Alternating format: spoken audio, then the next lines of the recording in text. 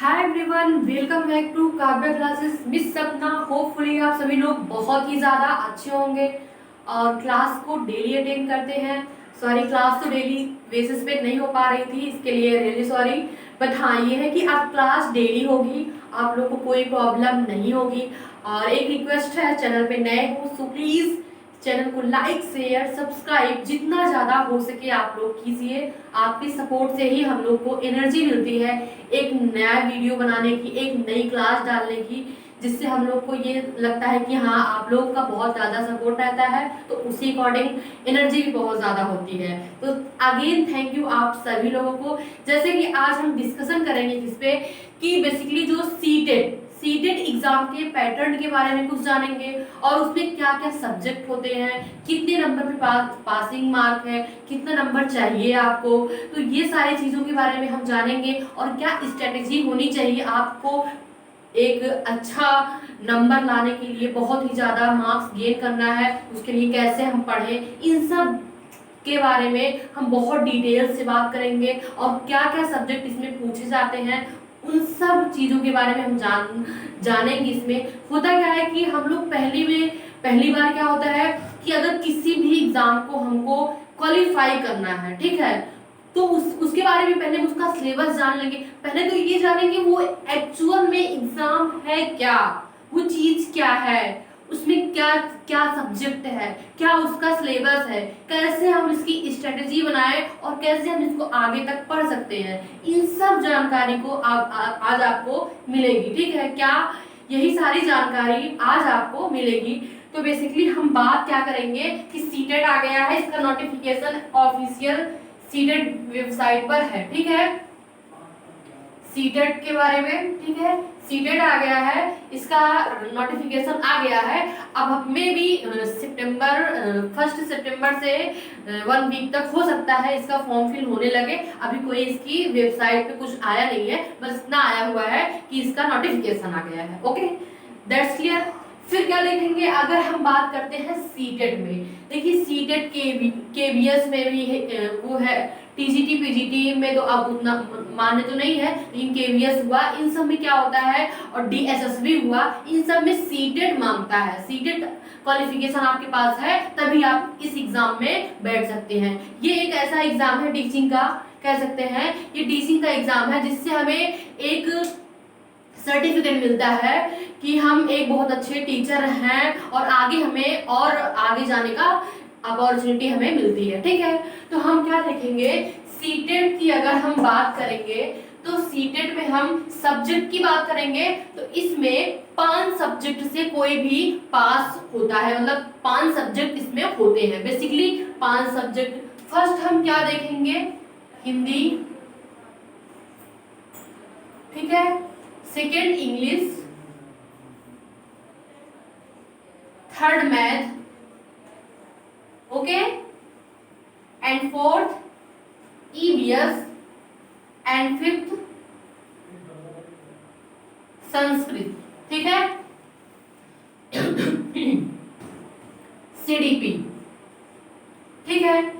अगर हम बात करते हैं कि सीटेट में 5 सब्जेक्ट होते हैं, 5 सब्जेक्ट के थ्रू हम इस एग्जाम को क्वालिफाई करते हैं। बेसिकली 5 सब्जेक्ट होते हैं। तो जैसे कि हम क्या देख रहे हैं, अब इसमें ये देखते हैं कि कितने मार्क्स का होता है। तो अब ये देखेंगे, ये 30, ये भी 30, ये भी 30, ये भी 30, ये भी 30, तो कुल मिला के 150। और इसमें नो नेगेटिव मार्किंग, कोई भी नेगेटिव मार्किंग नहीं होती है। क्या इसमें कोई भी नेगेटिव मार्किंग नहीं होती है? क्या? No negative marking. आपको सारे क्वेश्चन अटेम्प्ट करने हैं। That's clear. अब हम बात करते हैं कि क्या कितने नंबर का क्या आता है।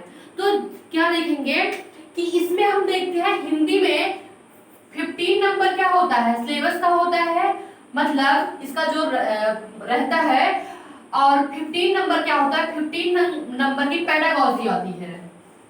क्या पेडागोजी शिक्षण शास्त्र आते हैं, ठीक, 15 नंबर का। और यही कंडीशन इसमें भी 15 ये डिवाइड करिए पेडागोजी, 15 ये डिवाइड करिए और 15 ये डिवाइड करिए, 15 ये डिवाइड करिए, 15 ये डिवाइड करिए, 15 ये डिवाइड करिए, 15 ये डिवाइड करिए, 15 ये डिवाइड करिए। इट मींस हर एक पेपर में क्या, हर एक पेपर में 15 नंबर की पेडागोजी आना फिक्स है। क्या हर एक पेपर में, इट मींस टोटली 5 सब्जेक्ट जो है हर एक पेपर में 15 नंबर की पेडागोजी आना फिक्स है, ठीक है। तो फिर क्या देखते हैं, ये हुआ, ये हमारा इतना कंप्लीट हुआ कि कितने नंबर की क्या पेडागोजी आती है, कितने नंबर का जो सब्जेक्टिव रहता है वो आता है। तो ये सारी चीजें एकदम क्लियर हो गई आपके सामने। और अगर आपको पासिंग मार्क्स चाहिए तो जो जनरल कैटेगरी होती है, जनरल में 90, ओबीसी में होता है 82, क्या 82, जनरल में 90, ओबीसी में 82 मार्क्स लाने, जिससे हम क्या करते हैं, सीटेट क्वालिफाई हो जाते हैं। क्या सीटेट क्वालिफाई हो जाते हैं। फिर हम क्या देखेंगे कि यहां तक चीजें क्लियर हो गई कि ये आएगा इतने नंबर की पासिंग मार्किंग है। अगर आपको सबसे बहुत ही ज्यादा इंपॉर्टेंट, अगर आपको वल्ली पास होना है कि मुझे, अगर कोई ओबीसी है तो मुझे 82 मार्क्स, और कोई अगर जनरल कैटेगरी में आता है तो उसके लिए क्या 90 मार्क्स। अगर इतना हमें करना है तो हमको कुछ भी नहीं, 3 सब्जेक्ट पे फोकस कर लेना है, बाकी सबको छोड़ दो, तब भी आपका आराम से सीटेट क्वालिफाई करने से आपको कोई नहीं रोक सकता। क्या सीटेट क्वालिफाई करने से आपको कोई भी रोक नहीं सकता। कैसे? अब आप सोचेंगे मैम कैसे, तो बात करेंगे क्या कि देखिए हिंदी क्या हुआ, हिंदी 30 हुआ, ठीक। हिंदी ऐसा सब्जेक्ट है कि इसमें आप 30 to 30 ला सकते हैं, बस जरा सा फोकस करने की जरूरत है। इसमें क्या 30 to 30 लाएंगे आप। और अगर आपने सेकेंड लैंग्वेज क्या चुनी है, 22 लैंग्वेज को मान्यता प्राप्त है, तो जिसमें से आप उर्दू लो, फारसी लो या फिर कुछ भी लो, संस्कृत लो, तो अगर आप फर्स्ट लैंग्वेज हिंदी चुनते हैं, क्या फर्स्ट लैंग्वेज हिंदी और सेकेंड लैंग्वेज आप क्या सुनते हैं, संस्कृत, यहाँ एक और ऐड कर लो, ये लैंग्वेज है, ठीक है। तो आपका क्या कि पहली बात तो ये हिंदी संस्कृत से बिलोंग करता है। 90 तो नहीं कह सकते पर 60% बच्चे संस्कृत लेते हैं, क्योंकि हिंदी संस्कृत से मिलाप करता है, दोनों बिलोंग करते हैं एक दूसरे को। आपको हिंदी की पेडागोजी समझ में आ गई तो संस्कृत की भी आपको बहुत ही अच्छे से क्लियरली हो जाएगी। और उसमें बहुत सारे कारक, विभक्ति, धातु रूप, ये सब क्या है, ये सब संस्कृत में भी वही है और हिंदी में भी वही है। तो ये क्या हुआ, यदि आप सेकेंड लैंग्वेज संस्कृत लेते हैं तो इसमें क्या हुआ 30 मार्क्स ये आपका हो गया। मैथ को हम कह रहे हैं आप छोड़ दीजिए, मतलब छोड़िए मत, मतलब अभी हम बात कर रहे हैं छोड़ने की। मैथ अगर आप छोड़ सकते हैं, और ईवीएस में भी आपका 30 नंबर फिक्स ही होता है, बस अच्छे से आप उसे देखो। प्रैक्टिस सेट सॉल्व करना मत भूलिए, कभी भी मत भूलिए, प्रैक्टिस सेट जरूर सॉल्व करिए, प्रीवियस ईयर क्वेश्चन जरूर सॉल्व करिए, क्योंकि वहां से क्वेश्चन काफी बार बने हुए हैं, तो उनको तो आप बिल्कुल हम ये कह सकते हैं कि इग्नोर कर ही नहीं सकते हैं। क्या कह सकते हैं कि हम उनको इग्नोर कर ही नहीं सकते हैं, उनको हम इग्नोर कर ही नहीं सकते, ठीक है।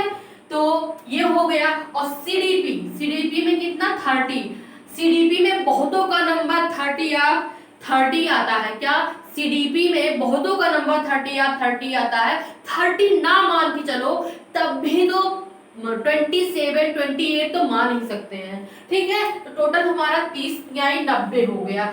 90 जनरल कैटेगरी में 90 नंबर हमारा फिक्स हो गया। क्या जनरल कैटेगरी में 90 नंबर हमारा फिक्स हो गया। और अगर आप और इजीली कहना चाहते हैं तो देखिए ये बात हुई ईवीएस की, ये सीडीपी की बात हुई। और अगर आप हिंदी में मान लीजिए 26 भी लाते हैं और संस्कृत में मान लीजिए 25 भी लाते हैं तब भी आपका कहीं नंबर नहीं गया है अगर आप मैथ छोड़ दिए। या छोड़ना फिलहाल किसी को नहीं है, लेकिन मैं एक स्ट्रेटेजी बता रही हूँ। अगर आपके पास कम टाइम है, ओनली आपको पास होना है, तो उसके लिए आप 3 सब्जेक्ट उठा लीजिए, आराम से आपका हो जाएगा, कोई भी प्रॉब्लम नहीं होगी, मुझे ऐसा लगता है। ठीक है, तो आज के लिए आज की जो जानकारी थी आपको मैंने दे दी है। कोई भी कंफ्यूजन, कोई भी डाउट अगर आपके मन में हो तो प्लीज टेल मी, आपको रिप्लाई जरूर मिलेगा। ठीक है, कोई भी प्रॉब्लम कहीं भी हो, कोई अब हम डिस्कशन करेंगे, आगे देखते हैं क्या कैसे है, उस पर डिस्कशन करेंगे। अभी का जो हमारा मेन टॉपिक था वो सीटेट के बारे में बताना था, कितने सब्जेक्ट हैं, कहाँ से क्वेश्चन आते हैं, कैसे आते हैं, नेगेटिव मार्किंग है, कितने पे कोई क्वालिफाई कर सकता है, क्या है, सब कुछ मैंने आपको यहाँ पे बता दिया है। कोई भी सस्पेंशन, कोई भी डाउट आपके मन में हो सो प्लीज टेल मी, आपको रिप्लाई जरूर मिलेगा। ठीक है, क्या कि आपको रिप्लाई जरूर ही जरूर मिलना है। ठीक है, तो यदि आप चैनल पे नए हो तो प्लीज चैनल को लाइक शेयर सब्सक्राइब करते रहिएगा। जितना ज्यादा हो सके आप जितना शेयर करेंगे उतना ही बहुत ही ज्यादा अच्छा होगा। ओके, तो मिलते हैं अगली क्लास में। Okay, thank you.